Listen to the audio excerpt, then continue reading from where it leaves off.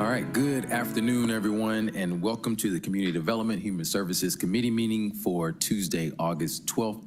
I am Jason Winston, chair of the committee. I am joined by my colleagues to my far right, Councilmember Westmoreland and Vice Chair Dozier. To my left, we have Councilmembers Boone and Norwood. This does constitute a quorum, so I will officially call this meeting to order. At this time, I will accept a motion to adopt the agenda. Second. A motion to adopt in a second. If you can please open the vote. The vote is open. The vote is closed. 5 yeas, 0 nays. The agenda has been adopted. Thank you, colleagues.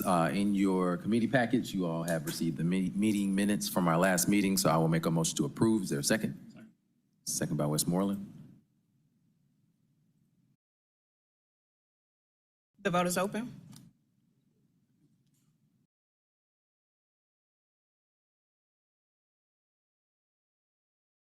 The vote is closed. 5 yeas, 0 nays. The minutes have been approved. All right, thank you. So this does take us to the public comment section of our agenda. I will remind those who signed up, you will have 3 minutes, and then I will gently remind you when time is starting to run out. Our first speaker today is Ms. Henry Jordan.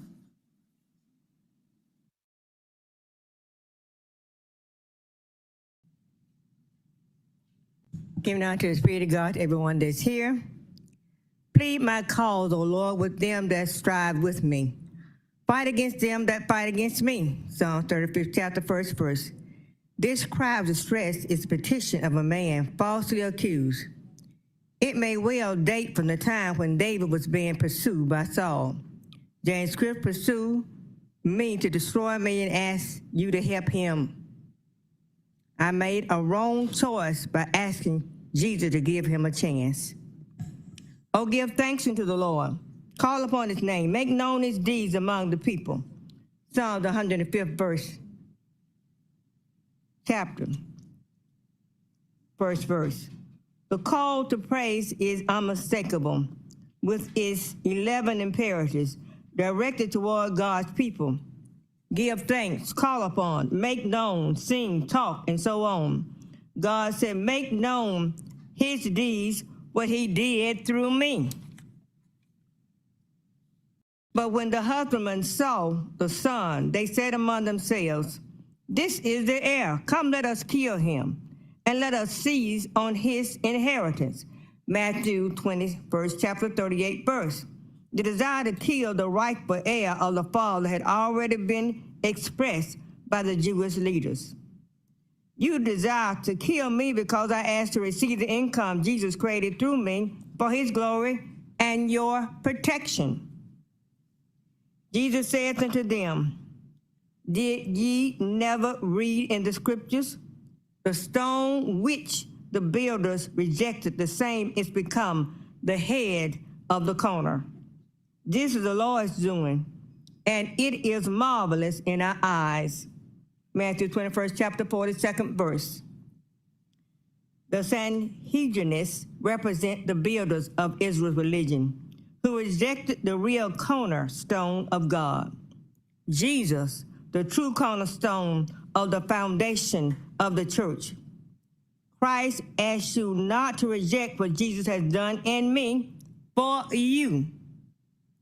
I thank God for calling me, even though the devil tried to get me to fight what Christ is doing. But man wanted to control it. I don't control it. I'm just a servant of Christ. 30 seconds. For his glory. And Christ wants you to give him glory for what he did in me. Not trusting in my flesh, because my flesh didn't do it. It's being led by the Spirit of Christ. I can't boast about what I've done. It's what Christ did in me when I came subject to what he says to do. He's the real power. He has more power than we do, but we think we have the real power. Without Jesus, you don't have no real power. Thank you. Our next speaker is Nikki Bugs, and we've been joined by Councilmember Bakhtiari.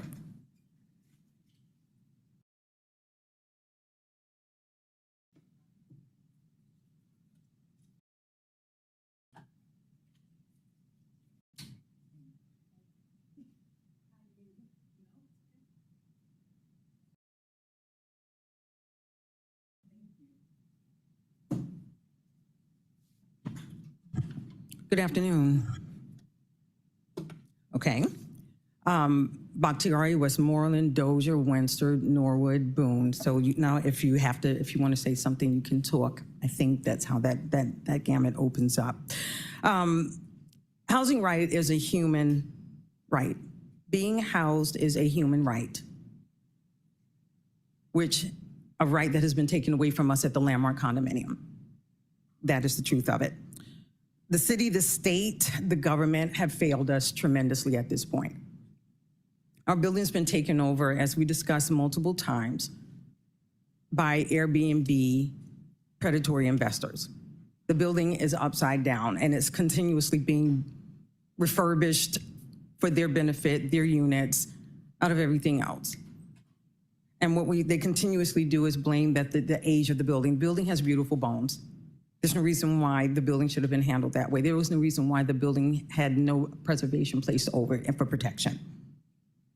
The unwarranted fees, fines, assessments is just a tactic to get us to move out or push us out of the building, because then we will have no place to go. I thought it was interesting that I was served at the last city council, which was great, which needed to happen, which needed to be seen.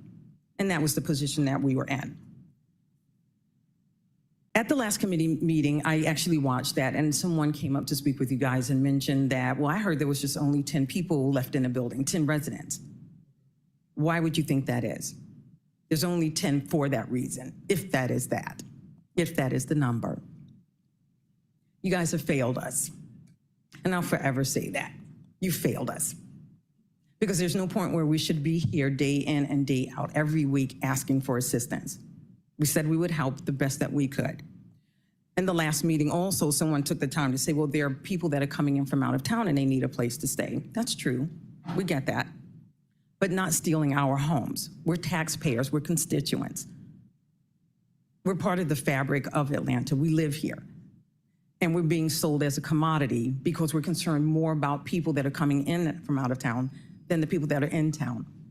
I used to travel, I toured. We didn't take anybody's homes. We didn't. So sadly, as taxpayers, constituents, we don't have any rights. We've been treated as a commodity. We are nothing to you. We're nothing to the state and the city. This should have moved forward a long time ago. If anything, something should have happened in place. Thank you. All right, thank you. Our next speaker is Rich Monroe. You'll have 3 minutes. Thank you, Councilmember Winston. My name is Rich Monroe. I'm the president of AMSTRA, the Atlanta Metro Short-Term Rental Alliance, and I am speaking today in opposition to the recommendation or the proposal from Michael Julian Bond, number 2501403-48, regarding adding multifamily building restrictions to the current short-term rental ordinance. There are some specific examples, and I'll give you one in particular. There's a 12-unit building in Old Fourth Ward that one of our AMSTRA members has done a full renovation. The building was originally built in 1940. It was sitting there empty and vacant and distressed. The property has been invested in with brand new appliances, brand new kitchens, brand new bathrooms. And this is a 12-unit building with 4 studio units and 8 one-bedroom apartments. Now, as a owner of a multifamily building in the city of Atlanta, we should be able to have rights and options to pursue. With the increased rents and the lower salaries, it's becoming more difficult for people to be able to qualify for regular long-term leases. And so as a building owner in this specific example, we've also looked at affordable housing and Section 8 options, but the short-term rental and mid-term rental option allows us to be able to have different revenue options on that building. We're actually gonna be doing 4 units as short-term rental and mid-term rental to be able to offset the vacancies that we're currently experiencing. Another good example is the impact that this has on the consumer. The Airbnb friendly apartment program is something they rolled out about 4 years ago. This allows tenants to be able to utilize their property that they rent from whether it be an apartment building or a multifamily building, to have the option to rent out their unit when they're not there. Either they're traveling on business or they're away for traveling. This also allows them to supplement their income. And so there's an average of about $4,500 per year that this particular program has been able to allow for residents to be able to supplement their income and perhaps be approved for these types of apartments where they ordinarily wouldn't have that option. And so the restriction that Michael Bond is recommending, basically for 10 units or below, he's saying 10%. So that's basically 1 unit in a 10-unit building, is definitely totally unreasonable. And the existing requirements in the short-term rental ordinance already has if there's some things that are some bad actors and they're putting multiple units in there disturbing neighbors, the 3 strikes you're out within the current ordinance would remedy that. And so I'm strongly opposed to this particular recommendation. Thank you. All right, thank you. And our last speaker for today is David Landram. You have 3 minutes. Hi, David Landram. I didn't really prepare anything, so this is going to be pretty brief. I'm speaking on the same issue that Rich Monroe just spoke on, the proposal from Bond on 25-0-140348 with regard to a 10% cap on short-term rentals in multifamily buildings. I run a short-term rental management company. We've been in operation since 2016 in Atlanta. We house a lot of movie and TV production folks. We're probably more of a midterm provider, meaning that a lot of our stays are a little bit longer than, somebody coming in to hang out for the weekend. We blend in these buildings. We keep a light footprint. I don't even have my cleaners wear anything that has my company name on it because we just want to blend in. Most people don't even realize that we're there. And the landlords and the property managers love us being in the building. We house a lot of crew on these on productions and TV productions, and they all like to stay together. And this would break up a lot of these crews. It would make it where you only have maybe one company that's able to operate out of a single building. A lot of buildings I'm in, there's 4 or 5 companies, and we're all working heavily with the production industry. And this would mean that you probably only have 1 or 2 companies that be able to operate. It really seems like a property rights issue. Feel like the owner should be able to operate the building how they see fit. And I just want to voice my opposition to this. Thank you. All right, thank you. This does conclude the public comment section of our agenda today. Takes us to presentations, reports, and updates. We do have 2 presentations today. However, colleagues, we do have 1 communication to take, and if there's no objection, I'd like to take that communication first. Seeing none, we can proceed with item number 2. Item number 2, 25C0093, a communication from Mayor Andre Dickens supporting Dr. Tina Dunley to serve as a member of the Atlanta Urban Design Commission in the artist category. This appointment is for a term of 3 years. Thank you. Ms. Dunkley, if you don't mind coming to the podium, telling us a little bit about yourself and why you're interested in this appointment. Certainly. Good afternoon, greetings to each of the council members and to Mayor Andre Dickens, who so graciously extended this invitation. I am deeply honored and just even a little nervous to even discuss my journey here to Atlanta, which began in 1974. I came as an artist in residence and worked for the first time with the Department of Cultural Affairs and Parks and Recreations.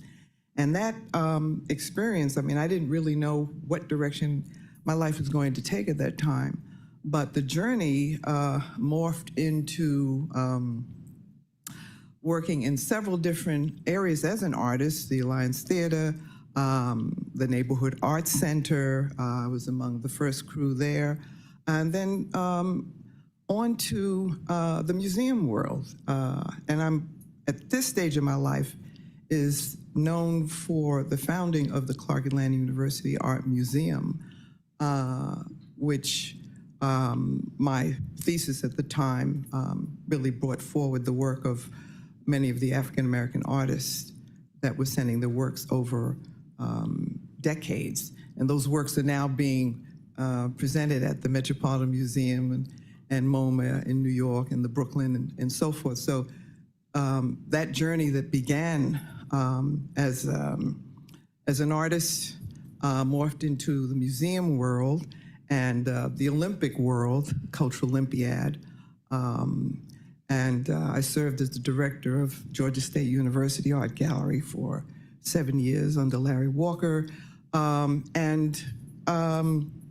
are other things that have happened in my life relative to international affairs with Brazil and the Partners of the Americas.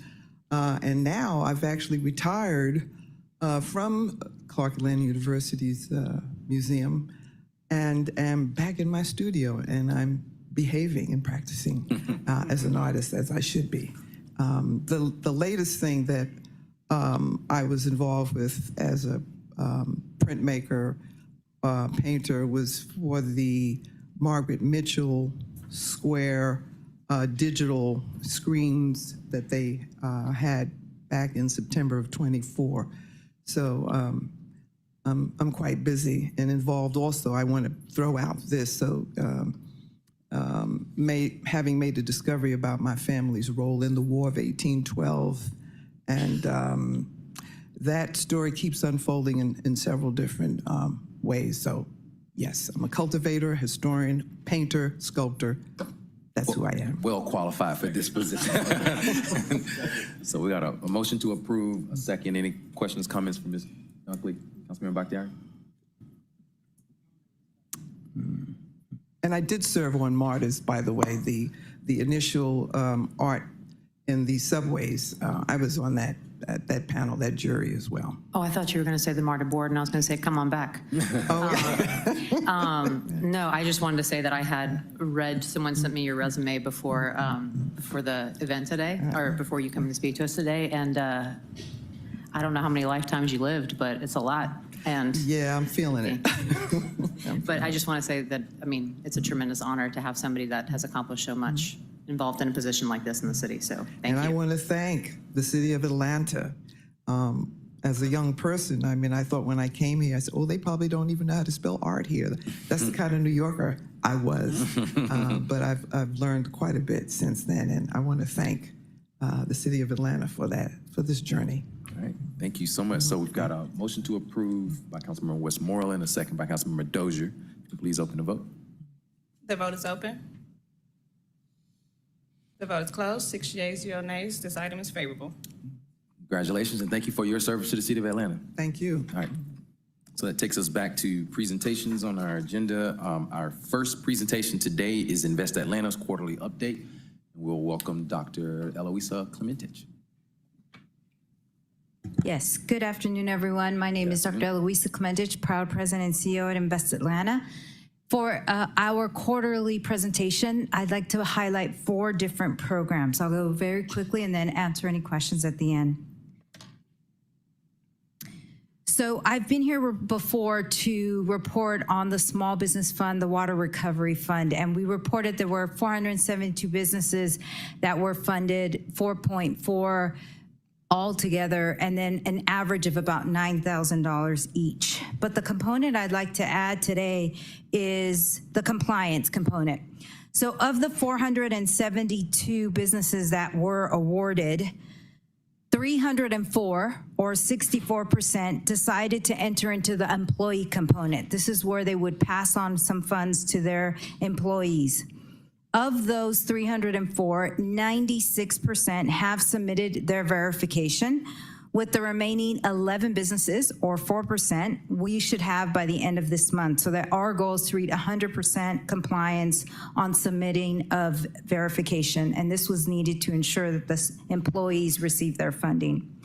The second component of the water grant was that we had to request an annual progress report. Since most of the small business funds were given at the end of 2024, we thought it would be appropriate to send out the one-year progress report at the end of 2025. So if you know of any of your businesses that received this grant, they will be receiving an email from us, and this will be done electronically to ensure that it be done easy. Although we're waiting to see what the progress report says, I will tell you that some of the comments that we've heard is that the businesses appreciated the funds, and they really wanted us to express the gratitude to this city council. And they felt that, not everybody, but many felt that the amounts were fair for them. The second thing is the tax allocation districts, and I'm going to ask Jennifer to come in and help me make that presentation. Jennifer Fine. Thank you. I will try to be brief as well so we can answer any questions that you might have. Hopefully I can answer. And then I think I'm going to pitch it back to Dr. Klementich for some updates. All right, so as I try to do each quarter, I'm going to give you a quick overview of projects we've done so far in our 6 active TADs. First, always like to start with the fact that the breadth of TAD financing really is directly to impact the people, residents, and businesses in the city of Atlanta. It's really the only public financing tool that is impacting the retention of jobs and small businesses and helping them grow by providing access to otherwise inaccessible capital.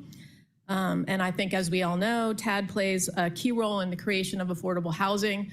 But time over time, as I come back, I want to stress what we're doing on the small business side as well. All right, this is the snapshot of what we've done, projects that have been approved thus far through the end of July.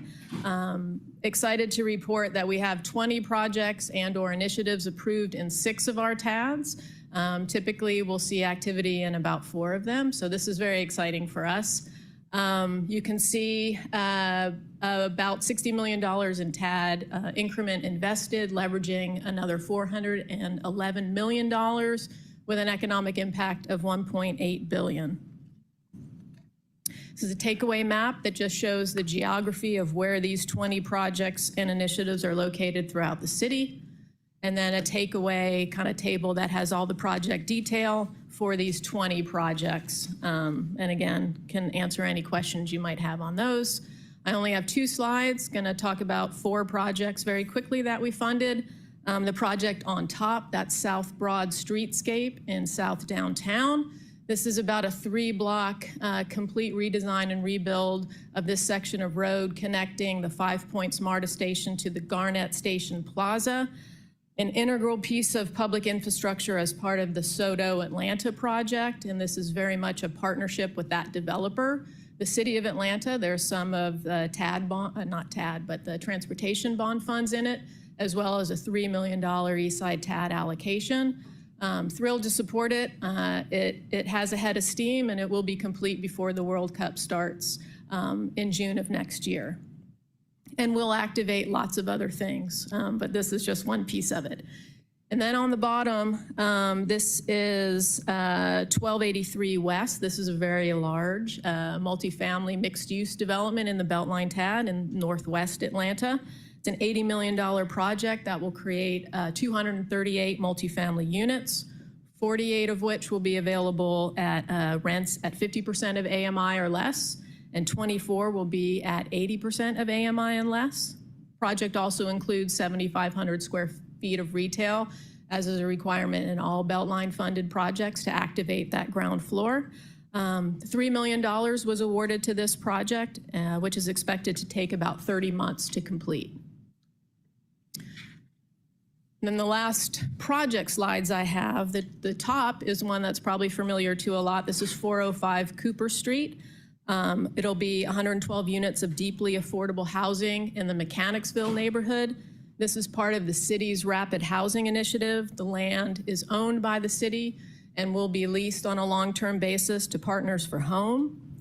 Important to note, the project will include or incorporate modular construction, which will allow it to reach completion much quicker than traditional construction. So it's expected to be fully delivered by first quarter of 2026. There'll be a second phase townhome project that we anticipate being involved in as well.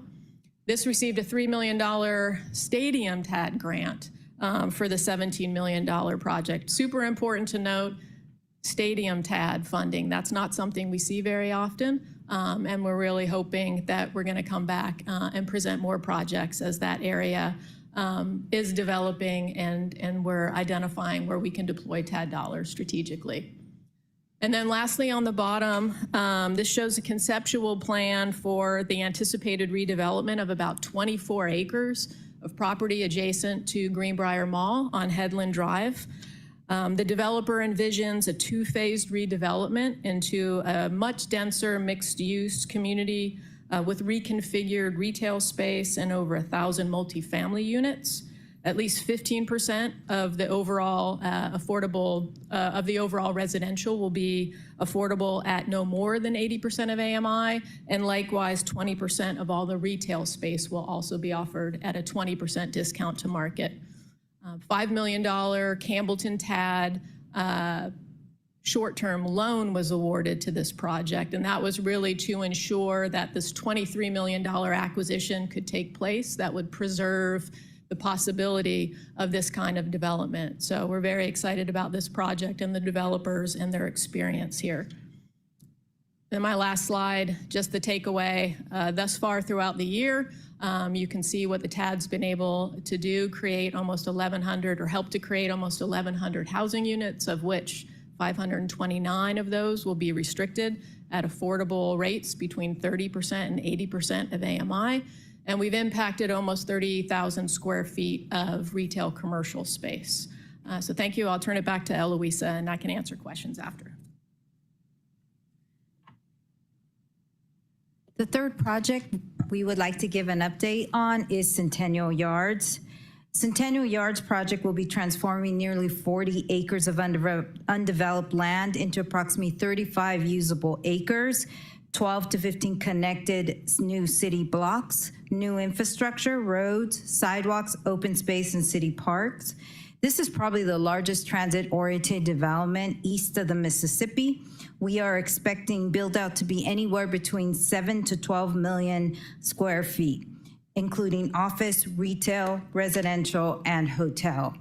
Currently, there are 3 components that are active. The first is the hotel.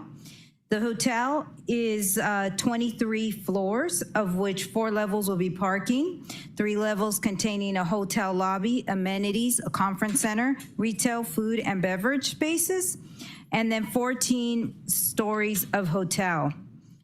This project is scheduled to be completed in August of 2025 at a hard cost of $116 million.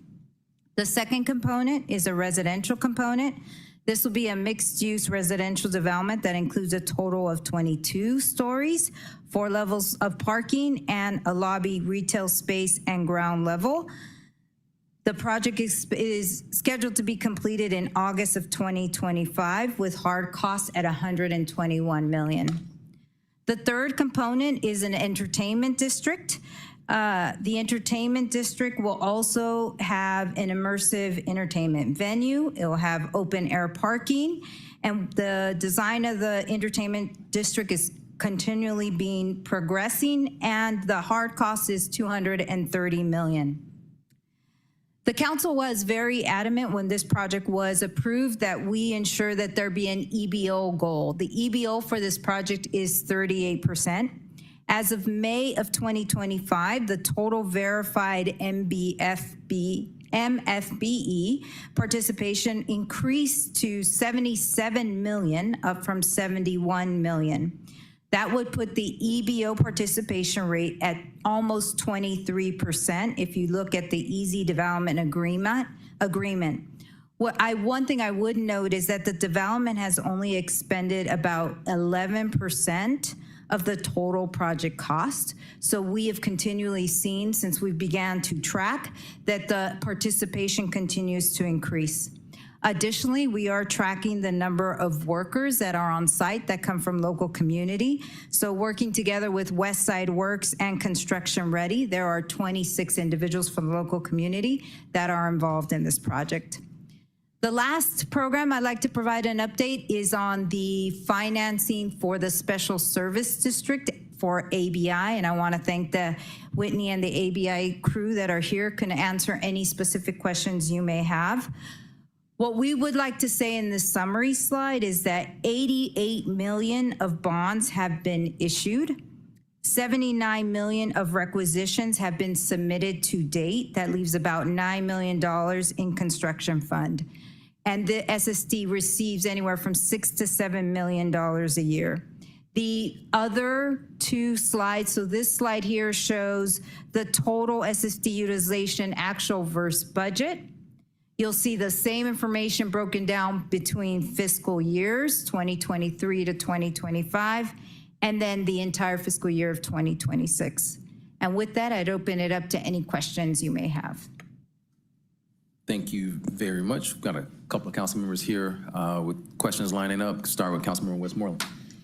Thank you, Mr. Chair. Thank you, Madam CEO. I don't often ask questions during quarterly reports, as Councilmember Bakhtiari just reminded me when she saw my speaker button pop up, which underscores the importance of this one. And so I'm hoping you can discuss a little bit the conversations that Invest Atlanta has had with businesses along the Cascade Road corridor who have been impacted by the Complete Street project there, and what, if any, action we can or will take as a body come this Monday in addressing their issues and concerns. Yeah. I was able to participate in a meeting with the mayor and some of the businesses, and I have to tell you, it was a pretty extensive conversation. There was updates from the transportation and watershed, and we did hear directly from them. From there, the mayor's tasked both myself, LaShondra, COO Burks, to come up with a program, and we are in that right now, and I do believe that we'll have something to bring to you as soon as we can. This is a priority to both to Councilmember Boone, Councilmember Overstreet, so we're working very diligently to try to formulate the best program we can for those businesses. And does as soon as we can mean in the next 30 days? Yeah, I feel comfortable to say within the next 30 days. Thank you. Thank you. Councilmember Dozier. Thank you, Mr. Chair. Good to see you, Dr. Clementis, as always. First question I had was with regards to my brain just the echo just made me forget my question. My first question. I'll come back to my first question. Second question that I had is actually might be more for Jennifer with regards to TADS. The projects that are being contemplated for the use of the stadium neighborhood TAD. I live in a stadium neighborhood TAD neighborhood. I've been very vocal with the administration and with Fulton County and other stakeholders to try to see what we can do to bring more development opportunities to a neighborhood that sorely needs it, specifically Mechanicsville. I have articulated time and time again that the RFP that was issued back in 2016 for the Turner Field redevelopment that didn't include the gray lot or the brown lot or the orange lot, but included all the properties in the District 1 side of those larger communities was a missed opportunity. And I'm gonna continue to advocate to get those parking lots redeveloped as best we can. Just curious if y'all could talk at this point. If not, understood and happy to try to have a sidebar conversation, but we'll love to know what projects y'all are contemplating that could utilize those stadium neighborhood TAD funds. Yeah, so the large potential projects you're talking about, absolutely, and I want to be part of those conversations, but that's not in our queue or pipeline, obviously. We're really doubling down on getting and deploying our small business improvement grant program. We launched at the beginning of the year that program in all of our corridor TADs, including stadium, which, for a very long time, stadium TAD was not generating any increment, and it's really been the last, 5 years because of Summer Hill primarily and Georgia State. So really getting that funding source out the door, that's the $50,000 grant to small businesses or the owners of small commercial space, because we feel there's definitely need, and we can do kind of a grassroots knocking on doors to deploy that. So that's our primary area of focus, and it's a really low barrier entry for people to access those funds. That has been a challenge for us across the board, but in particular in the stadium TADs. These are folks and businesses that aren't used to accessing these types of dollars, so we're trying to do better there. So that's fundamentally where we're focusing with stadium, understanding that there could be potential for larger projects a little bit further south. So I would love to be involved with you on future stuff, but that's where our focus is right now on the small business side. Absolutely, that would be great. Yeah. And just on a similar, I guess, follow-up question, I am curious about what our revenue projections are for Stadium TAD, so we can kind of see what potential projects can be in the pipeline going forward. But also have that question actually across all of our TADs. I don't know if this is a question more for Nino, but this is something that y'all could share with me in my office. I know we're having a larger, broader discussion with the administration about the future of TADs and what does that mean. But I'm curious what that revenue looks like year over year, but also what the city's general fund, what are we missing from a general fund contribution by continuing some of these TADs? But just as much information about that as possible, I would love to have Yeah, that. we have that readily available because we're in the throes of this conversation, so I'm sure we can provide this to council when we get back to the office, probably. That'd be great. Yeah. And then the question that I forgot, that I don't know why I forgot it, but Dr. Clementage, Legacy Business Program, how's it going? Where are we at? Any gaps that the council can work to fill to make it even better? We will be reaching out to you soon with the threshold. We have pretty much exhausted the identification for this first round, and so we haven't made the announcement yet. So we were going to coordinate with your office and with the mayor's office, so you'll be receiving something. So it's going well. Okay. Good, and we're using all the funds. Okay. Just got to get you some more money, that's all. That's all I have, Mr. Chair. All right, thank you, Mr. Vice Chair. Councilmember Boone.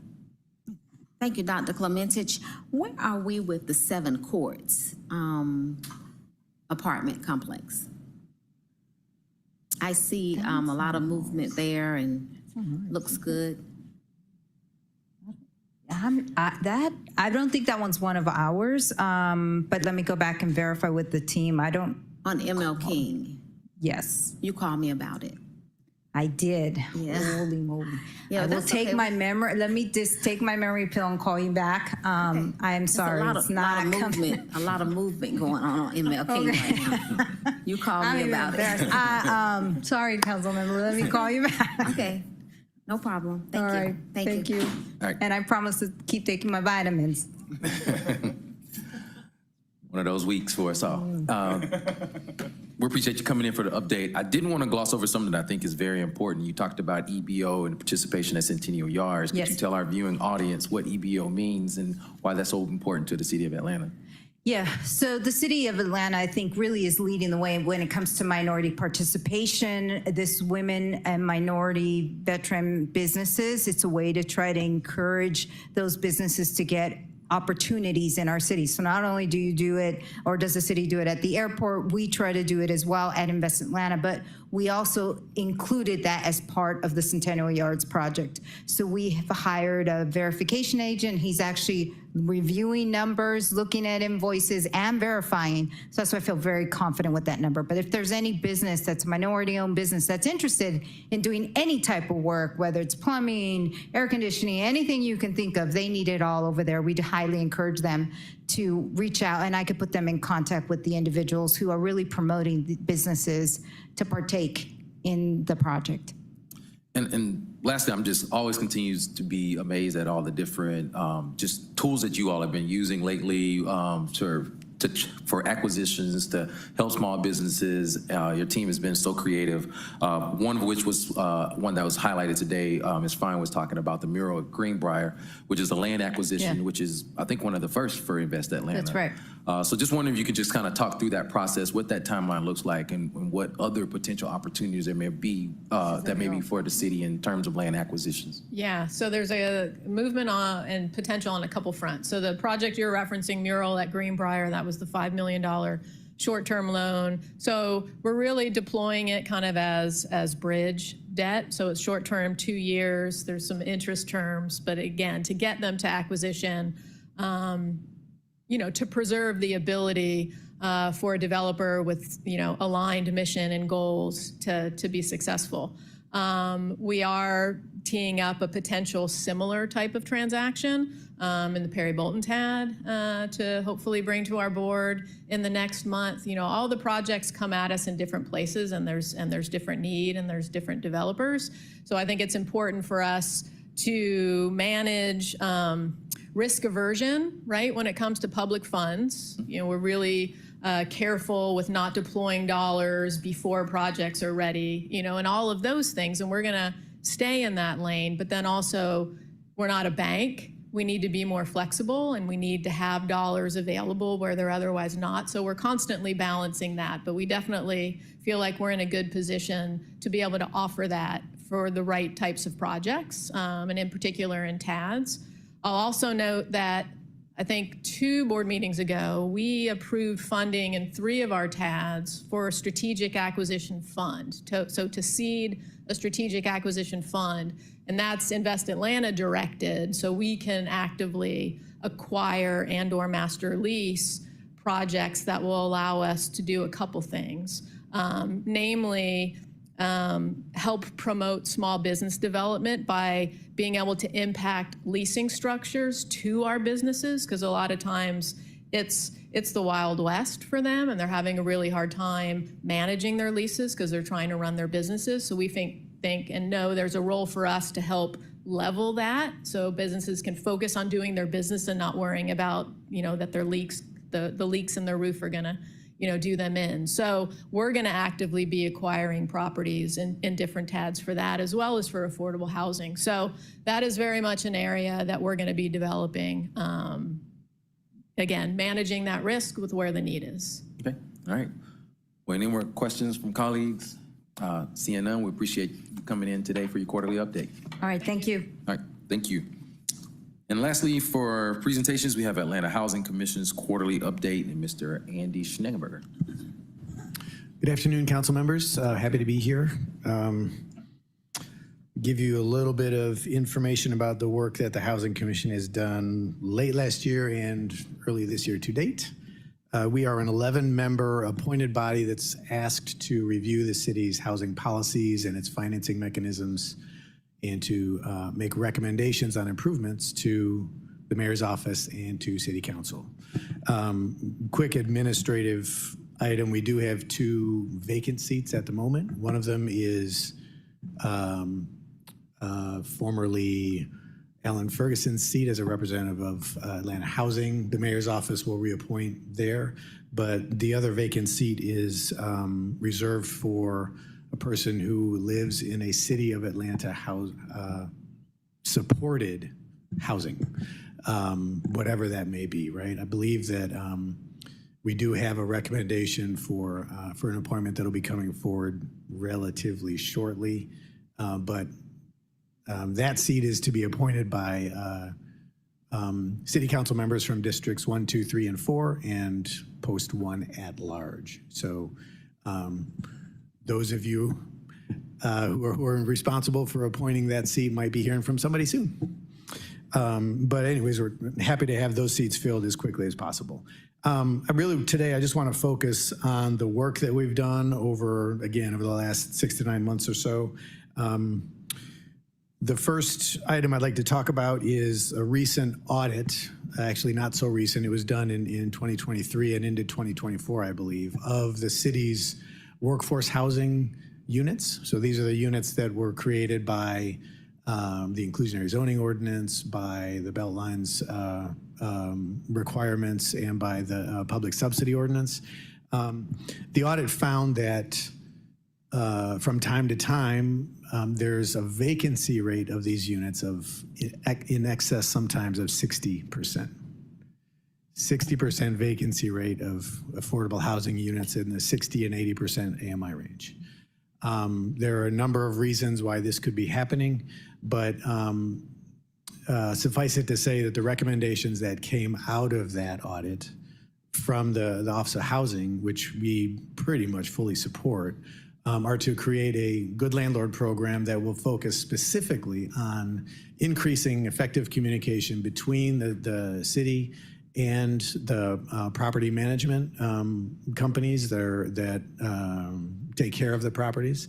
Part of the problem is that there's a lot of turnover with the property management companies, and so new managers coming in may not necessarily be up to speed on the requirements of meeting the income requirements for those affordable housing units. The Good Landlord program would be intended to help educate folks, keep folks in contact with the Office of Housing so that there's much more consistent communication and a much more ability to follow up and answer questions and give new property managers the capacity to better meet the leasing requirements. One of the other findings from that audit that I think is critical to keep in mind is that the land use restriction agreements that sort of rule those requirements were found to be very, very out of date. There was not consistency between the different LURAs. There's a lack of enforcement mechanisms. There's a lack of clarity in how the owners of the properties are to meet the requirements. So bottom line is that those documents need to be updated.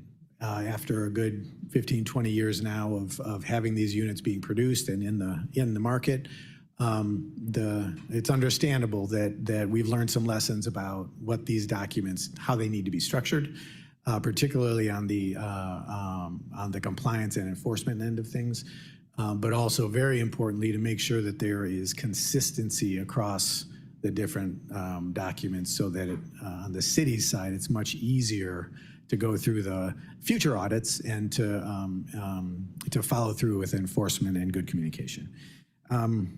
There are a couple of other items that came up that I understand that the mayor's office is working on, but some of these other recommendations included creating a universal application form that the city would own, basically, and partnering with the Housing Help Center to help push the word out about vacant units and also curate the list of tenants that would be interested in leasing those, so that there's a good sort of communication loop on the market side of things as well. As I understand it, the Office of Housing and the mayor's office are working on establishing that Good Landlord program. So that seems to be underway already. I believe that they're also looking at how the Housing Help Center can plug in and play a greater role in helping feed a pipeline of potential tenants in need of affordable housing to these property management companies. So I think some of that stuff is already working. I'm not in a position to give a detailed update about that. But I do want to just highlight again the need for the land use restriction agreements to be revised for greater consistency, greater, more of a variety of enforcement mechanisms, and also have much more clarity on the compliance end of things. The second item I'd like to talk about is the thing that, as you all know, took up about all of our time the first half of this year, the tree protection ordinance. I understand that there is political compromise involved, but I remain disappointed in the fact that we have chosen to make affordable housing more expensive to produce by sticking with a graduated waiver structure for affordable housing units, as opposed to recognizing the cost that the difficulty that we already have in raising funds to produce affordable housing, and making available 100% waiver for affordable housing units that have a land use restriction agreement associated with them to prove that affordability will be provided on the back end. The graduated system that was adopted, I understand there's some political necessity that may feel good about that, but again, bottom line, by adding fees to the cost of producing affordability, that money's got to come from somewhere, and it's likely going to be another public source. So we're just making it more complicated to try and find capital to produce affordable units, particularly at the 60% and below ranges. So just for consideration, if there's appetite to revisit any of that in the near future.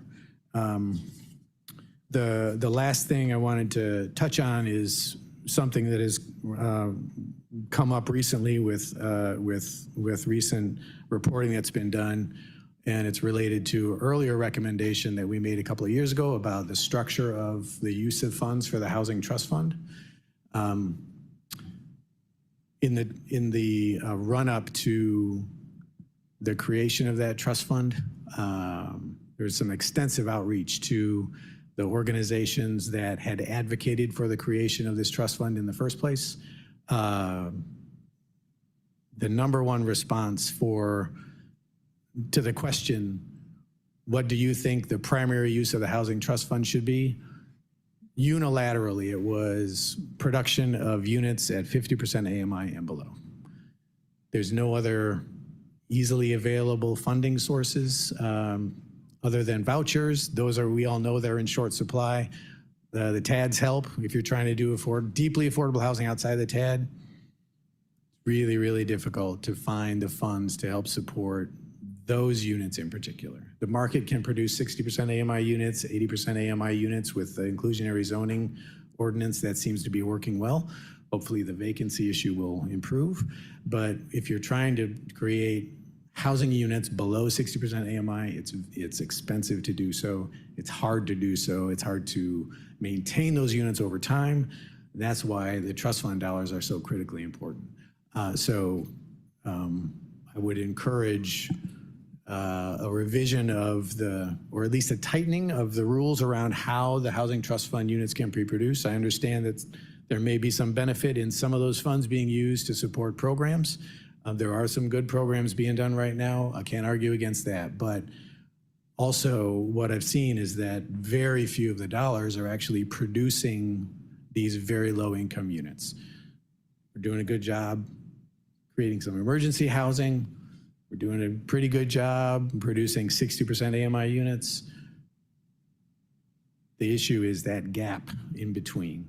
And if we're gonna really be serious about helping people move out of homelessness and into sustainable long-term housing, we've got to be able to create the units that they will move into when they're ready to move on from the emergency housing. So that continues to be a really important issue for how we as a city seek to provide housing for all, as we like to say.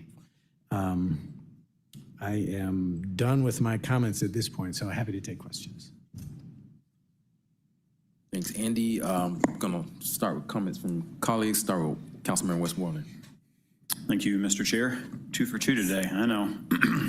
Just a brief comment, since a July 20th, 2021 beer at 3 Taverns Imaginarium is what led to the existence of our Housing Trust Fund. Number of us on council have had kind of internal conversations about needing to tighten up the framework for both this trust fund and the park improvement fund. And so just know you've got my personal commitment that by the end of the year, I think there are a number of us who want to have that set in stone so it helps influence FY27 budget planning. So I appreciate you keeping us accountable on that. Thank you. Councilman Bakhtiari. Andy, I'll keep it rather short. I agree with a number of the recommendations you put in here, and I'm going to have my team and I reach out so we can set a meeting to talk about it further. And seconding Councilmember Westmoreland's loquacious comments. He's talking a lot today. Making sure that that's done before the end of the year. But we clearly have a lot more to talk about. Appreciate you. Questions, comments? Annie, really appreciate you coming in today, chatting with us. Always good to see you, and appreciate all your work and dedication to the city of Atlanta. So we appreciate you coming in. All right. All right. Thank you. I look forward to the next time. Thank you. Does conclude our presentations, reports, and updates today. That takes us to communications. I think we have a couple we can take as a block. Yes, Mr. Chair. Section G, Communications, item number 1, 25C0092. A communication from Council members Jason Winston, District 1, Amir Faroki, District 2, Byron D. Amos, District 3, Jason Dozier, District 4, and Michael Julian Bond, Post 1 at Large, appointing Ms. Evie Hightower to serve as a member of the Beltline Affordable Housing Advisory Board, This appointment is for a term of 2 years. Item number 3, 25C0094, a communication from Mayor Andre Dickens appointing Ms. Teresa Austin Gibbons to serve as Commissioner of the Department of Labor and Employment Services for the City of Atlanta.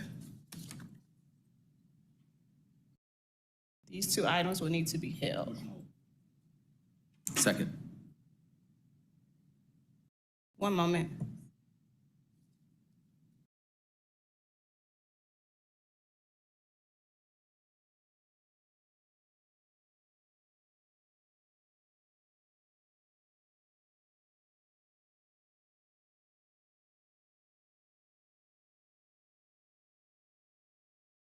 The vote is open.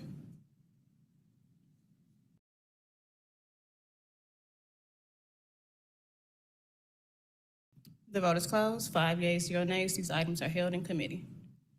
That takes us to Section H, Communications Resolutions, 25R 3781, a resolution by Community Development Human Services Committee appointing Mr. Adam Parker to the Board of Directors of the Atlanta Development Authority, doing business as Invest Atlanta, as the City Council appointee in the real estate sector for a term of 4 years, said term to begin upon approval of this resolution and for other purposes. Motion to hold, I'll second. Please open the vote.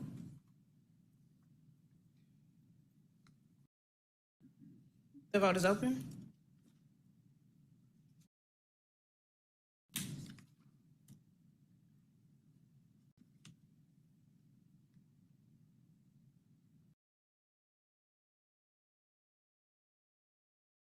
The vote is closed. 4 yeas, 0 nays. This item is held in committee. That takes us to the consent agenda. Ordinances for first reading. If there's no objection, can I take items 5 through 12 and number 14 as a block? Please proceed. 25O-1416, an ordinance by Community Development Human Services Committee on behalf of the Department of Grants and Community Development to amend the 2018 Home Investment Fund budget and the 2019 Home Investment Fund budget for the purpose of reprogramming home investment partnerships program funds in an amount not to exceed $200,000 for continued contract services with the Atlanta Neighborhood Development Partnership and residences at Chosewood Park. All contracted work shall be charged to and paid from the accounts listed herein and for other purposes. Item number 6, 25O-1449, an ordinance by Community Development Human Services Committee to amend the 2025 Home Investment Fund budget and the 2025 Community Development Fund budget on behalf of the Department of Grants and Community Development to reprogram previously allocated funds to Quest Communities and Radiant Development Partners for use under existing contracts in a total amount not to exceed $1,975,000.00. All contracted work shall be charged to and paid from the accounts listed herein and for other purposes. Item number 7, 25O-1450, CDP 25017, ordinance by Community Development Human Services Committee to amend the land use planning section of the 2025 Plan A, City of Atlanta Comprehensive Development Plan, so as to redesignate property located at 1905, 1911, and 1917 Ladon Lane Northwest and 1920 Ann Street Northwest from the low-density residential development pattern designation to the medium-density residential development pattern designation and for the purposes. Item number 8, 25O-1451, CDP 25020, an ordinance by Community Development Human Services Committee to amend the land use planning section of the 2025 Plan A, City of Atlanta Comprehensive Development Plan, so as to redesignate property located at 745 Bolton Road Northwest and 749 Bolton Road Rear Northwest from the medium lot single-family development pattern designation to the medium-density residential development pattern designation and for other purposes. Item number 9, 25O-1452, CDP 25021, an ordinance by Community Development Human Services Committee to amend the land use planning section of the 2025A City of Atlanta Comprehensive Development Plan so as to redesignate property located at 1345 Bolton Road Northwest from the medium lot single-family development pattern designation to the low-density residential development pattern designation and for other purposes. Item number 10, 25O-1453, CDP 25024, An ordinance by Community Development and Human Services Committee to amend the land use planning section of the 2025 Plan A, City of Atlanta Comprehensive Development Plan, so as to redesignate property located at 67 Griffin Street Northwest from the medium lot single family development pattern designation to the low density residential development pattern designation, and for the purposes. Item number 11, 250-1454, CDP 25026, an ordinance by Community Development and Human Services Committee to amend the land use planning section of the 2025 Plan A, City of Atlanta Comprehensive Development Plan, so as to redesignate property located at 2410 Jonesboro Road Southeast, also known as 825 and 831 McWilliams Road Southeast, 2430, 2436, and 2440 Jonesboro Road Southeast, 808, 814, 824, and 830 Hargis Street Southeast from the medium lot single family development pattern designation to the low density mixed use development pattern designation, and for the purposes. Item number 12, 250-1455,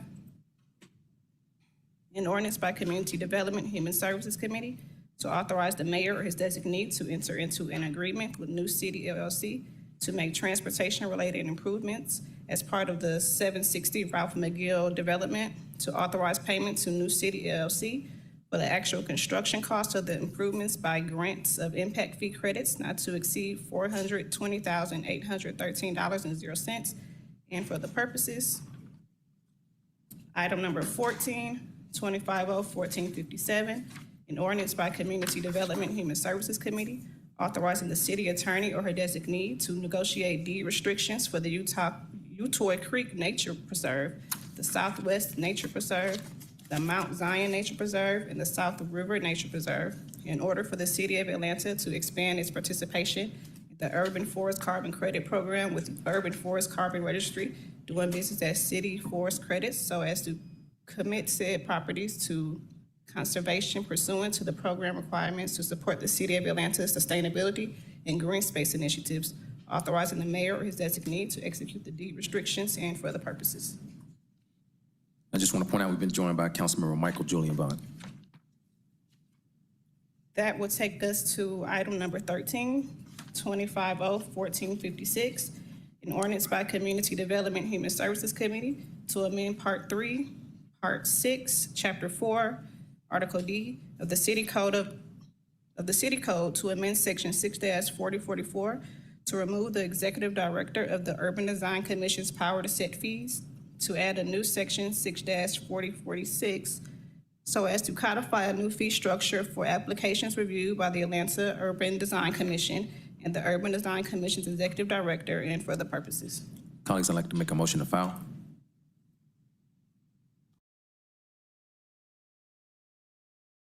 The vote is open.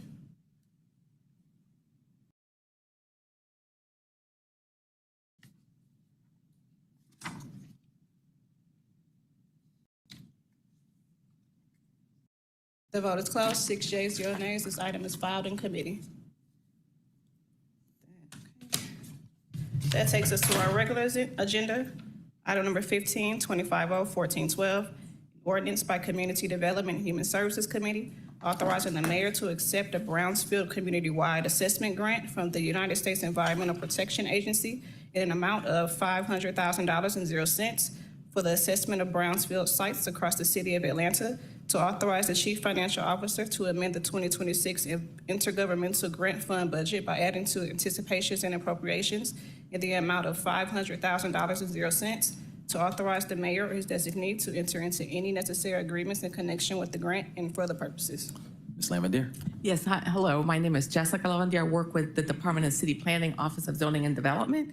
Last fall, City Council adopted a resolution that authorized our department to submit a assessment grant to EPA, and in May we were notified that we had been selected for an award. So it's we're being awarded a $500,000 grant that has a 4-year grant period, and we'll be doing phase 1 and phase 2 assessments in order to, incentivize the redevelopment of otherwise vacant, underutilized, potentially contaminated sites. And we're also going to be able to do cleanup planning, and maybe concept designs on select brownfield sites. Thank you. Councilmember Dozier. Thank you, Mr. Chair. Thank you, Jessica. Good to see you as always. Yes, thank you. I know with a lot of the things that are happening in Washington, D.C. right now, for lack of a better term, there's a lot of concern about our ability to receive federal funding for a number of different initiatives. This $500,000, I recognize that most of this is going towards planning work. Have we received this grant before in the past? And if so, what is this less than what we typically get from the EPA? Is this right on line? Just kind of see what we can potentially expect in future grants. Yeah, so the grant program was established in, the grant guidelines were available last September. And I had the same concerns about the amount and if it was even going to happen. And so they usually anticipate the number of grant awards and the amounts, and that did not change. So we applied for $500,000, and that was awarded $500,000. So that amount is larger than previous efforts because this is bill funded, this award. And this is, next year is the last year for bill funding. We received this grant in 2020 and it was $300,000. Because it's so competitive, they've reduced the amount. But with the bill funding, they increased the number of awards and the size of the award. So after next year, we'll be going back to $300,000. Okay. And the brownfield program has not been impacted. The other programs in EPA have really been impacted, and they've clawed back some funds, but not this funding. Thank you so much. Mr. Chair, I yield and move approval. Got a motion to approve. I will second. Oh, got it. The vote is open. Thank you.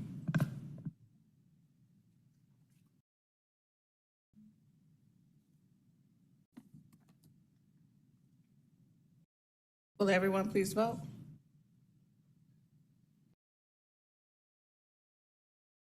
The vote is closed. 7 yeas, 0 nays. This item is favorable.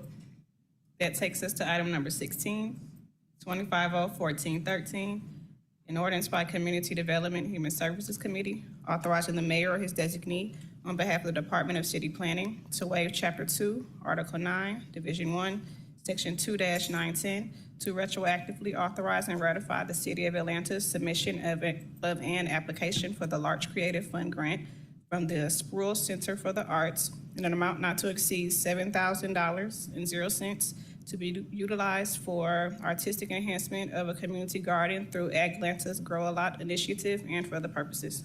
Thank you. Any questions, comments from colleagues? Make a motion to approve. Is there a second? Second by Boone. If you could please open the vote. The vote is open.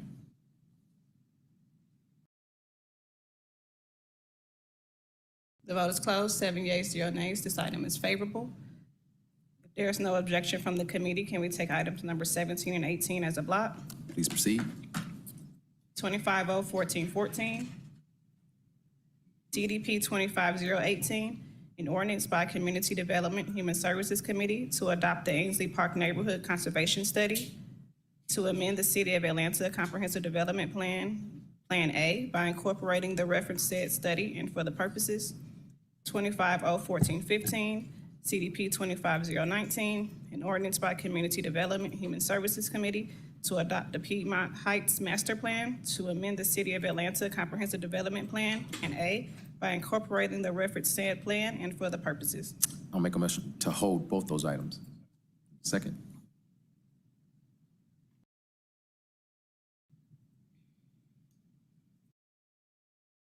The vote is open.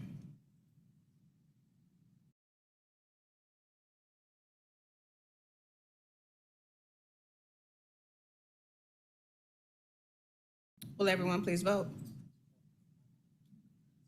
The vote is closed. 6 yeas, 0 nays. These items are held in committee.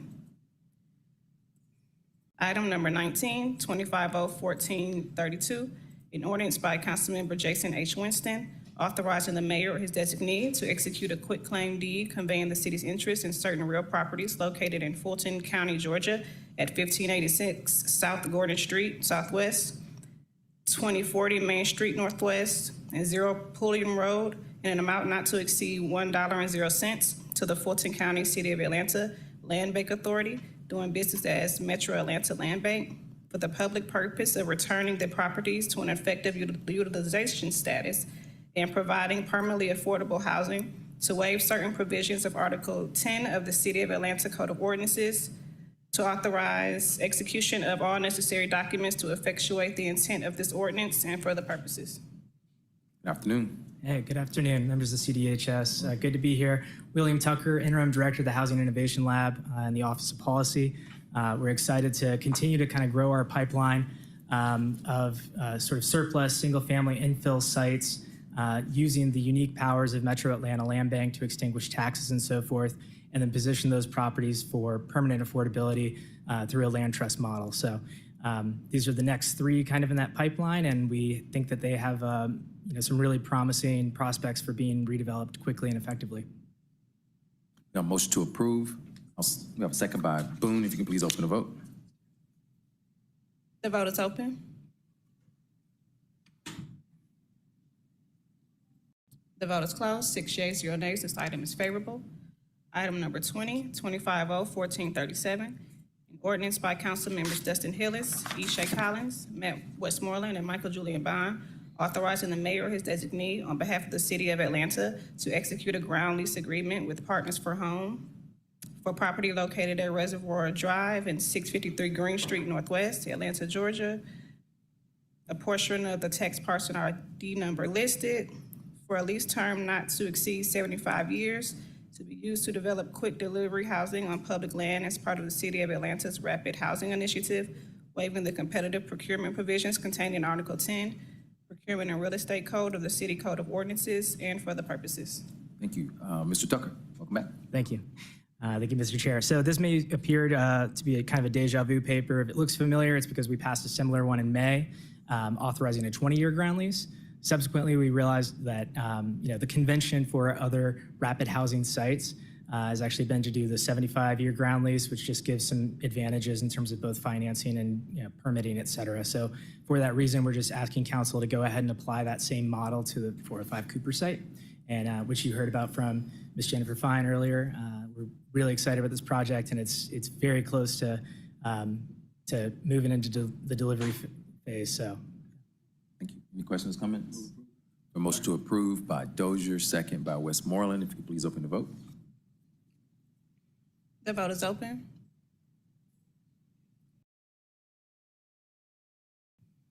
The vote is closed. 6 yeas, 0 nays. This item is favorable. Item number 21, 250-1440, an ordinance by Councilmember Andrea L. Boone authorizing the City of Atlanta to amend the agreement with Community Foundation of Greater Atlanta to extend the term retroactively effective from July 1st, 2025 and ending on September 30th, 2025 for the purposes of detailing the actions of Community Foundation of Greater Atlanta in support of the Early Childhood Education Investment Program, to ratify the services provided by Community Foundation of Greater Atlanta. All funds shall be payable from the accounts listed herein and for other purposes. Good afternoon. Good afternoon. I'm Kenu Mitchell, the Youth Development and Education Officer for the Mayor's Office. And this is just to complete the commitment that we made to the repair and renovation grantees. Motion to approve by Westmoreland, second by Boone. If you can please open the vote. The vote is open.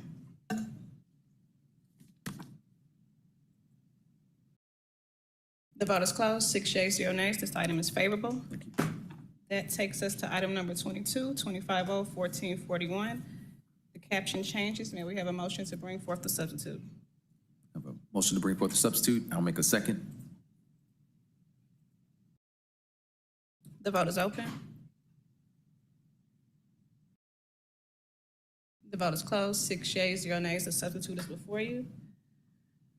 250-1441, an ordinance by Councilmember Michael Julian Bond, as substituted by Community Development and Human Services Committee, authorizing the mayor or his designee on behalf of the City of Atlanta to enter into a lease agreement with Trinity Flats Redevelopment LP for 60 parking spaces at the Government Plaza Parking Deck located at 200 Shirley Franklin Boulevard and 90 parking spaces at the City Plaza Parking Deck located at 133 Trinity Avenue Southwest, waiving the lease of the city-owned real property requirements contained in Section 2-1547, Article 10 of the Procurement and Real Estate Code of the City of Atlanta Code of Ordinances, as well as any other conflicting code provisions and for other purposes. Welcome back, Mr. Tucker. Thank you, Mr. Chair. So you'll notice in the substitute, I believe we've read in that we've sort of unbaked some of the terms of the actual agreement, just not to tie our hands, because there is some additional negotiation going on between the developer and with Deem and Law. And we're working actively to clean those up. We think we're really close to getting across the finish line. You might see some sort of tweaks in terms of who pays exactly what in terms of utilities and so forth. But the basic premise is all going to be there. It'll all be what you've kind of seen. And I just would point out, the urgency for getting this negotiated. It's a project that's been in the hopper for quite some time. We're really excited about it. Get those deeply affordable units right across the street on underutilized public land. And there's actually a HUD deadline that the developer was pushing up against last week. So we just wanted to make sure to show HUD that in good faith, the city was working towards getting this resolved. Now we're just kind of putting the finishing touches on the agreement itself with Deem and Law. Thank you. Councilmember Dozier. Thank you, Mr. Chair. So the Trinity Flats project is a project I've supported for a very long time. I've done several letters of support with the Capitol Hill Community Development Corporation. I've advocated for its program or for its project when I was on the Invest Atlanta board. Do we have a sense of what the construction timeline looks like at this point, considering I know we're going through these agreements, I don't want to call it IGA, but this agreement from the city with the development team. So it looks like things are moving at pace or moving forward, but I also know that a lot of developments that have not gotten off the ground yet across the city, across the country, or everybody's watching what's going to happen with the cost of construction, with tariffs. Everybody's watching what's happening with the cost of labor. Are we anticipating impacts to that development timeline because of that, and will that have any sort of operational impacts for this lease agreement that we're looking to enter into? Yeah, thank you for that question, Councilmember Dozier. I think, the latest I've heard is that this is a kind of a paper-thin margin we're working on. We've tried to deploy our local public subsidy as creatively as we can just to fill that gap. And really, getting their operating expenses down by virtue of this shared parking agreement was really the critical last step, just to make sure that project can pencil out. But we're still optimistic that, get this across the finish line in terms of executing this document. HUD has what they need. This project, we hope will close this year and then enter construction. I imagine it'll be 18 to 24 months. I haven't seen the latest numbers on that, but yeah. Do we know when that will start? If it closes this year, when construction will start? I'm afraid I don't know off the top of my head, but I can ask Sharon Guest and Dawn Arnold at Invest Atlanta, who have been really instrumental in kind of getting this across the finish line and working with us here at the city to make sure that we can make this happen. And then my other question, there's a sister project that has been working its way through the pipeline that Gorman is taking lead on right next door. That's right. My concern is that we may end up in a situation where two different developments are building on top of each other, while also we're doing business here at City Hall, and people need to come to, either yell at us or pay their water bill. I guess what kind of synchronization is happening with across the board there? I'm seeing sort of the chaos that's happening on, for instance, on MLK Drive with MARTA construction, Georgia Power construction, South Downtown construction, along with city resurfacing work tied to the $120 million ARA bond. And I recognize we're kind of racing against World Cup with those projects. This was not so much, so I imagine there's a greater opportunity to not have to build on top of each other. But if you could unpack that a little bit, and I'm just curious what kind of coordination is happening across the board, so we don't end up in a situation where everybody just dreads coming to City Hall because there's so much construction happening. Yeah, absolutely. We want to be mindful of that with both these projects going simultaneously. Yeah, I think in my mind, there's sort of a pulling the Band-Aid element where we can knock it all out at once and then that block is fully developed. But that's actually a very timely question, because I met with the Gorman folks just prior to CDHS and got a little tour of the sanctuary site. And they are being very mindful and deliberate about putting together a construction staging plan that tries to minimize some of those impacts for both city employees and just members of the public coming to City Hall. So we're going to work through those details with Deem, just to be as diligent as possible about trying to anticipate and mitigate the impacts of having both those going simultaneously. There might be some synergies in terms of the construction contractors at both of those particular projects, which would give us some advantages in terms of coordinating rather than having to herd multiple cats, so to speak. But yeah, we certainly want to work with everyone in this building, including y'all, to make sure that we can minimize those impacts. And we have a little bit of runway. I think that's more of kind of a 6-month time horizon. If we can get that project closed. So yeah, we want to continue to make sure to minimize those impacts for everyone. Thank you. And just like, I'll leave you with a comment, something that I've shared with the administration, with Invest Atlanta, with Central Atlanta Progress, ADID. Every time I'm in Savannah or Athens or some of the other cities across the state, there's municipally owned and managed structured parking. And I've recognized that for a lot of folks visiting our city, coming to City Hall, it can feel like Wild Wild West because it's not predictable where people are able to park. You have a lot of different vendors and companies that are operating, some more efficiently than others. And I wonder if projects like this and with 2 Peachtree and the parking that we've acquired for that can allow us to play a more stronger role in managing parking so that we don't have to impel private developers to build additional parking structures in our downtown because we have it so centrally managed. So food for thought as y'all are navigating these lease agreements and identifying ways in which we can support our city employees and support our new visitors that are coming to downtown, whether it's part of SODO or Centennial Yards or World Cup.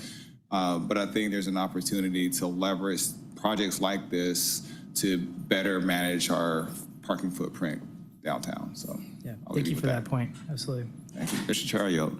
Thank you. Any other questions, comments from colleagues? Seeing none, I will make a motion to approve as substituted.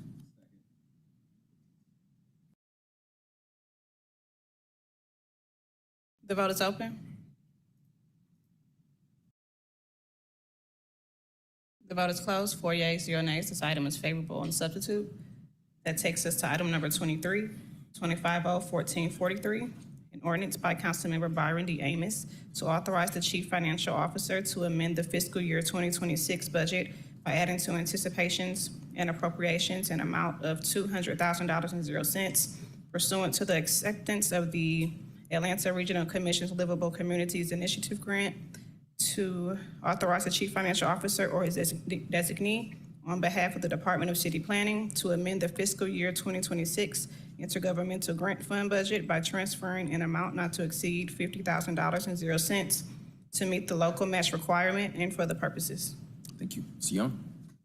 Good afternoon, Councilmember Winston, members of the committee. Doug Young, Director of the City of Atlanta's Office of Design and the Department of City Planning. I'm pleased to talk to you or answer any questions about the Ashby MARTA Station LCI project. For those who are not familiar, LCI stands for Livable Centers Initiative, and it's a program by the Atlanta Regional Commission to facilitate more in-depth planning work on transportation-focused nodes and commercial corridors.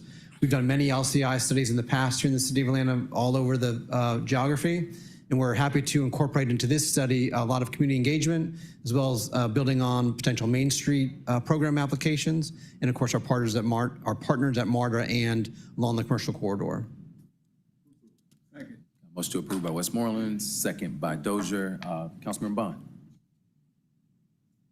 Thank you, Mr. Chair. I've just been very excited to hear about this, Mr. Young. A lifetime ago, there was a young planner by the name of June Mundy, who, when I was first elected, brought me the original TOD studies for all of the MARTA stations in the city. And the Ashby Street MARTA station that would have looked like, based on that plan, Peachtree Center. And that's why it has the design that it has, because it echoes the architecture of the Portman construction downtown. I'm extremely excited about this legislation and this project.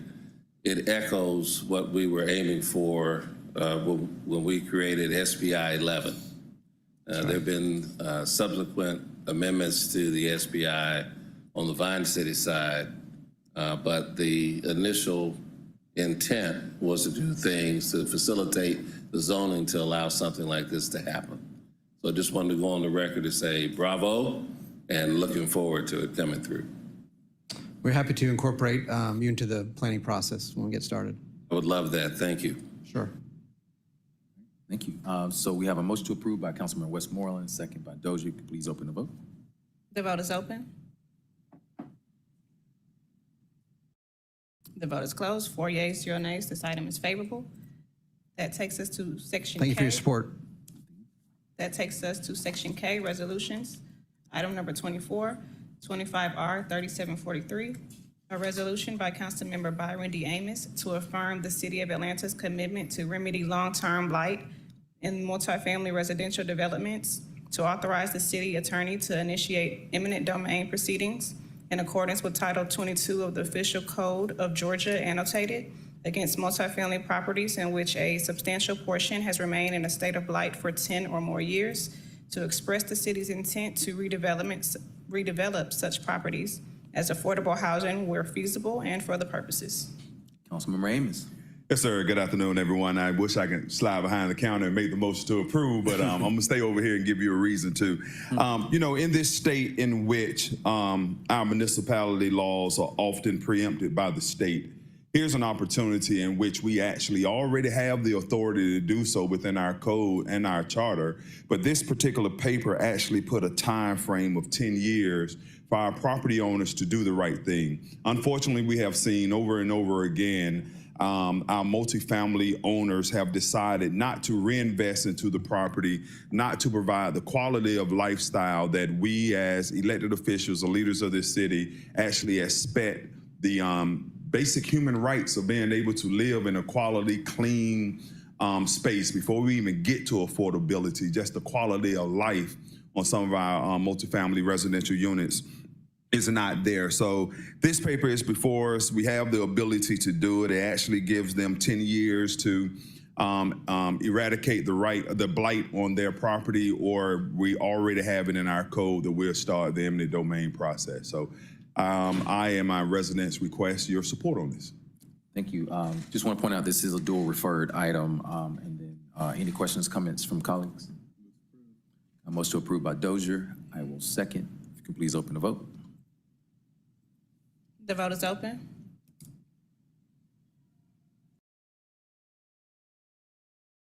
The vote is closed. 5 yeas, 0 nays. This item is favorable, and we'll move on to FEC tomorrow. Item number 25, 25R 3744, a resolution by Councilmember Byron D. Amos authorizing the commencement of eminent domain proceedings consistent with state and city law for the acquisition of Magnolia Park and Azalea Gardens to remedy blight and advance affordable housing goals in the city of Atlanta and for other purposes. Councilman Amos. So back before you again, these two properties I am unfortunately very familiar with. Let's start with Azalea Gardens. Azalea Gardens took on heavy damage when the tornado came through Atlanta that tore the roof off the dome. Not Mercedes-Benz, but the dome. That tarp that covered the hole has been replaced, but the hole is still in that building. That is what they actually have people living in decades later. And this just gives us the possibility to deliver, especially in a city, that affordable housing should be an emergency. Should be an emergency that we're dealing with, and I know the mayor has done everything within his powers to do so. So having this property to be able to develop it into affordable housing for people that need it is a plus. Then Magnolia Park, you know, growing up in Vine City and walking past, which was Egan Home at the time, had many beautiful, wonderful people and friends to come out of Egan Home. But Egan Home was one of those places, if you did not live there, you did not go there. So when we had an opportunity to do it right with the Hope Sits program through Atlanta Housing Authority at the time, Egan Home was torn down, redeveloped into Magnolia Park. A lot of college students, a lot of families, a lot of people lived in Magnolia Park, but unfortunately, the owner of Magnolia Park over the last 5 or 10 years have decided to do something different than to provide the quality product that we are expecting our people to live in. So when you talk about housing that has mold, when you talk about housing that is falling down around people, I challenge everyone in this room to ride down James P. Brawley Drive, and every building on that border of Magnolia Park is either burned out, open, abandoned and things of that nature. And I know several of my colleagues had to deal with forest code. So we're just trying to do something to stop something like that from happening again. So once again, this paper is in full support of my residents in Magnolia Park and Azalea Gardens. We just opened up the West Side Trail and Belt Line next to it. And here again, we are well within our power to do so, to deliver a better product to the people in the city of Atlanta. So we ask for your support on this one again. All right, thank you. Any questions, comments from colleagues? I have a motion to approve by Bond, second by Westmoreland. Can you please open the vote? The vote is open.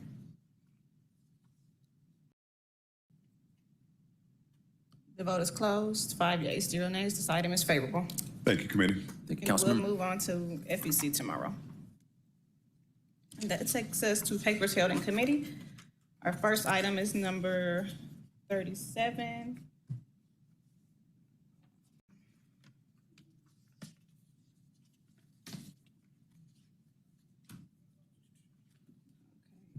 (25-0-1264), CDP 25007, a substitute ordinance by Community Development and Human Services Committee to amend the land use planning section of the 2025 Plan A, City of Atlanta Comprehensive Development Plan, so as to redesignate property located at 1138 Glenwood Avenue Southeast from the low-density residential development pattern designation to the medium-density mixed-use development pattern designation, and for other purposes.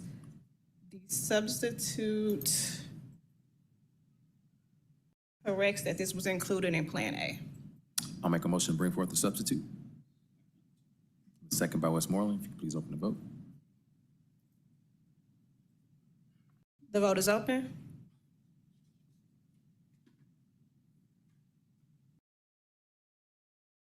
The vote is closed. 5 yeas, 0 nays. The substitute is before you. So this item needs to continue to be held. Do we need to still make a motion to hold it? I'll make a motion to hold. Second.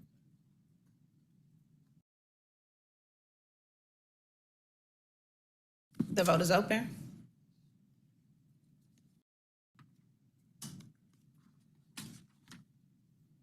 The vote is closed. 5 yeas, 0 nays. This paper is held in committee.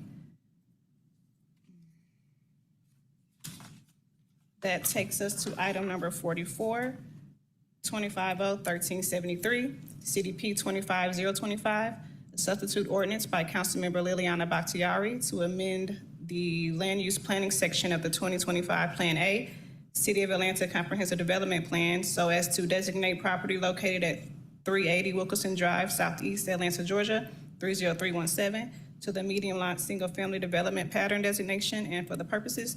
This substitute also reflects the adoption of the 2025 Plan A. I'll make a motion to bring forth the substitute. Second by Westmoreland. The vote is open.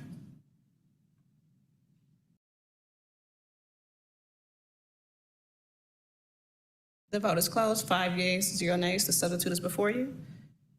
This item will also need to be reheld. Motion to hold by Westmoreland, second by Dozier. If you can please open the vote. The vote is open.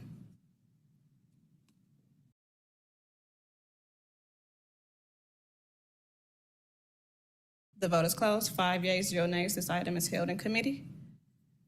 Mr. Chair, that is the end of our legislative agenda. Councilmember Bond.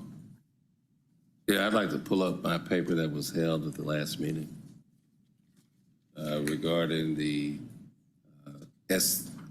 short-term rentals affecting multifamily and condos. 250-1403. That might be it. I believe that's it. Let me read the caption. All right. Number 48, 250-1403. An ordinance by Councilmember Michael Julian Bond as substituted by Community Development and Human Services Committee to amend Part 3 Land Development Code, Part 20 Short-Term Rentals, to add a short-term rental license requirement for multifamily complexes and for other purposes. Yes, that's it. I'd like to move approval.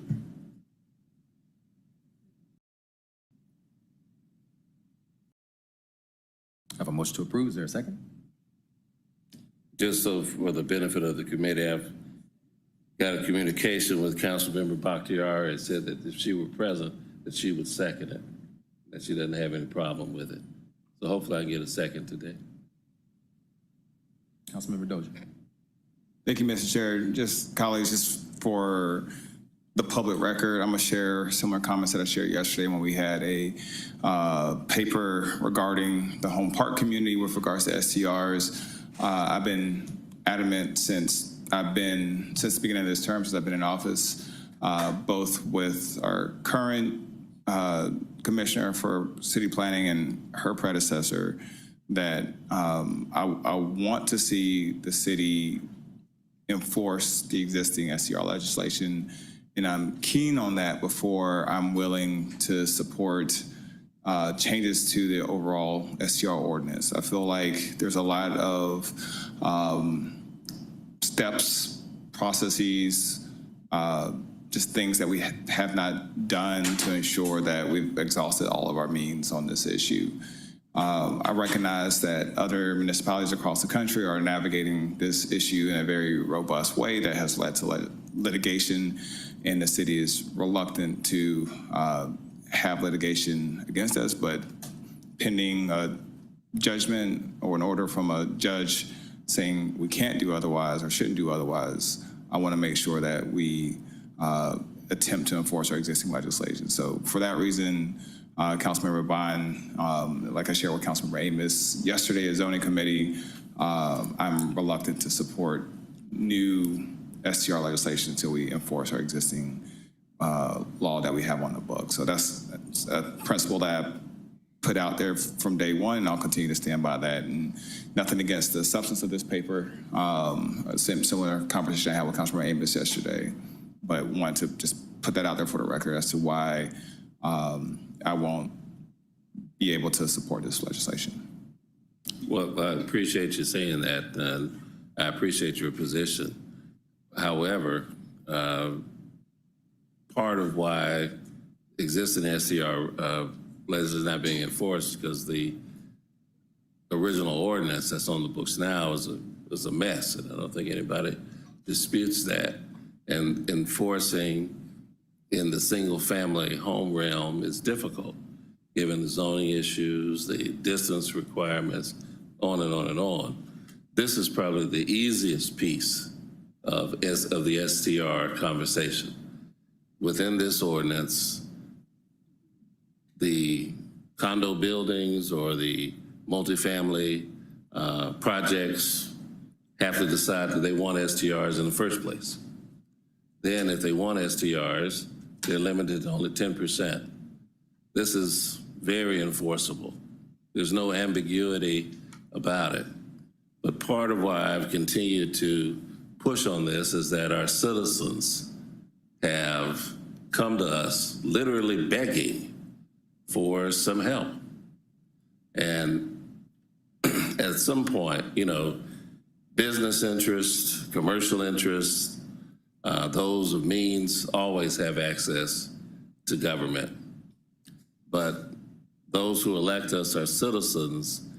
It shouldn't be a doubt that when they come and not just appeal or ask for help, but literally beg at the microphone for some relief, that those of us who are elected would be willing to provide and would act to provide that relief. And so that is the impetus for that. I know that there are discussions in the administration on the current draft that's held in this committee, trying to figure out how it's going to be enforced in the future. But our own commissioner came and spoke at the last meeting. I've got a text message from the district member that represents that area saying that they would second it if they were a member of the committee in here. And we want to help these people who've come down and literally begged us for help.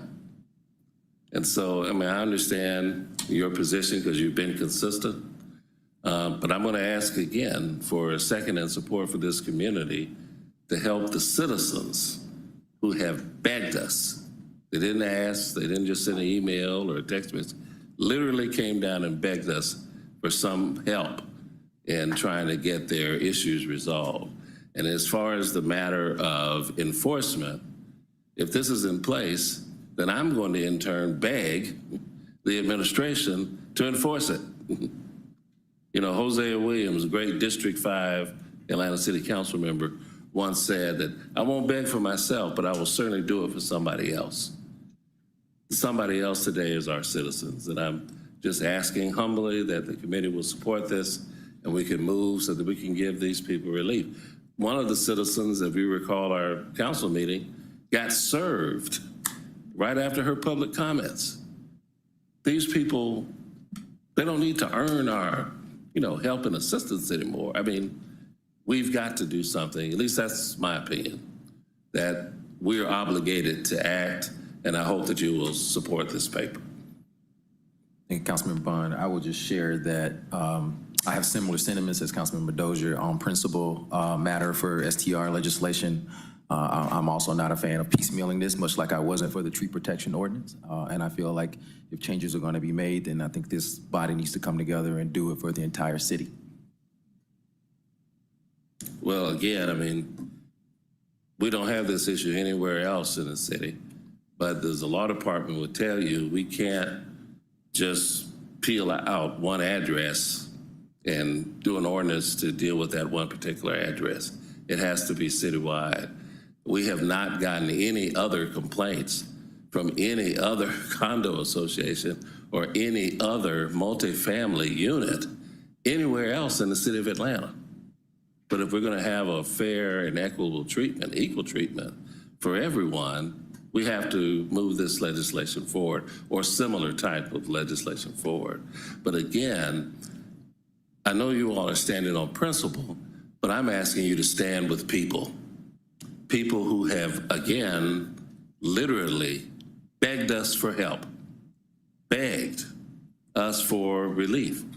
A woman who was served, people who are being driven from their homes from these practices in this particular condominium. So I'm trying to pull on your heartstrings, not just your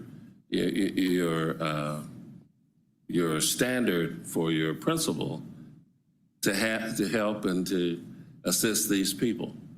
Now, for the rest of the dialogue about STRs, that continues, and that remains to be worked out. And that is probably 95% of the equation when you're dealing with STRs. But we're talking about one piece that is not controversial, that is easy to do, super, super easy to enforce, and will relieve people who literally, again, and I don't want to beat a dead horse, but they have come down here and literally begged for our help and our consideration.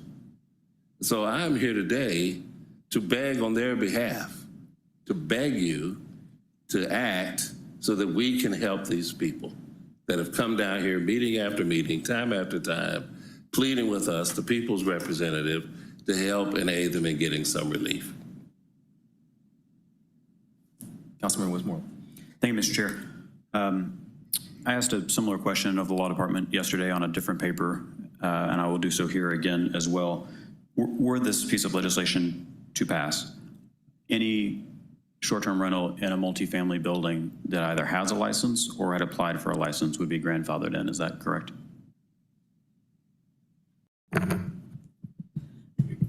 Good afternoon, Amber A. Robinson, City of Atlanta Department of Law. In this particular case, there is a quote-unquote grandfathering clause included in the ordinance, as this is a licensing ordinance. The general rule as applicable to zoning would not apply, so we have applied it here through statutory language, and it provides that any person who has a short-term rental license at the time of the passage of this legislation shall be able to continue to renew those licenses, even if they're in a multifamily complex, regardless of whether or not the multifamily complex decides to go get their own multifamily license, as would be required pursuant to this ordinance, and notwithstanding the less than 10% or the 10% requirement. So what that means is if I have a license, the time of passage of this. Have or applied. We did not say or applied because this is not a zoning ordinance. Got it. However, I believe we would, given that if an application were to go in prior to, let's say, Monday, I think we would honor that, yes.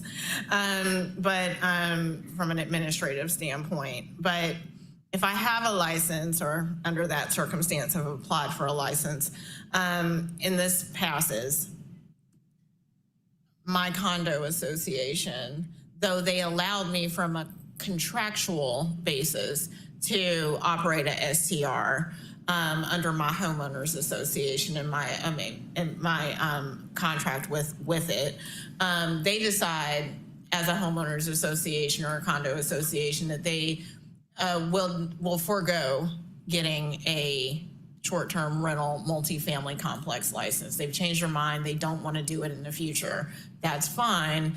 Because I hold a license, will be allowed to continue to renew it as long as I continue to hold it and maintain the qualifications for that license. What it also means is if my condo association does decide to move forward with the license and they get one that allows other people in my complex to apply for licenses, if basically my license won't count against the 10% because I will be able to continue to renew my license because I had it before the 10% requirement went into place, notwithstanding the 10% cap. Thank you.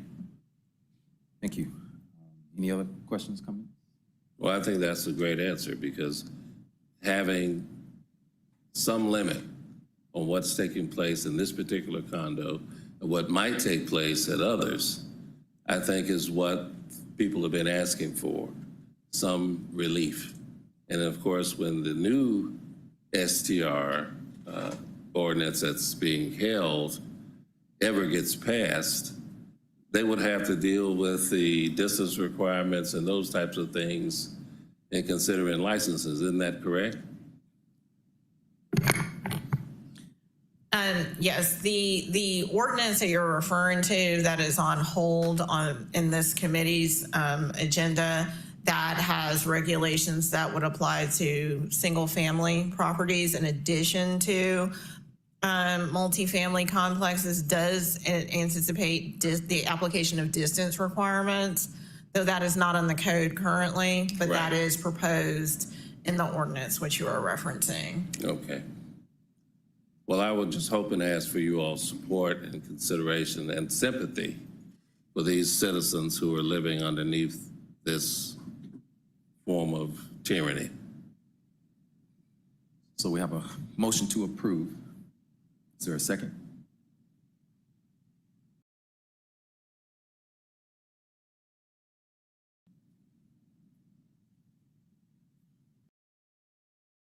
I'll just, point of order, remind the committee that seconds aren't required in committee. They're required by the machines. They're not required by our rules. We can't close the vote if there's no second or open it. I believe that motion dies for a lack of a second. Well, I do make another point of order. I will second your motion so we don't have to have this conversation, and I'm going to vote no.